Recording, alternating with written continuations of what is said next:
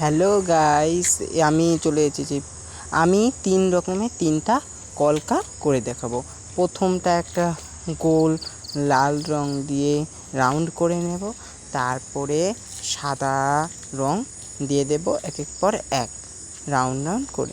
তারপরে কোনাটা একটু ময়ূরের পালক দিয়ে তৈরি করে নেব আর বুটি বুটি দিয়ে শুরু করে দিলাম। তারপরে আরেকটাও লাল দিয়ে দেব, তারপরে সাদা সাদা বুটি বুটি দিয়ে দিয়ে তারপরে একটা ফুলের মতো আঁকিয়ে নেব, ফুলের মতো রাউন্ড দিয়ে দেব গোল গোল করে। ওইটাই তৈরি হয়ে গেল আরেকটা এসে। তারপরে বুটি বুটি দিয়ে আবার হয়ে গেল আরেকটা কলকা।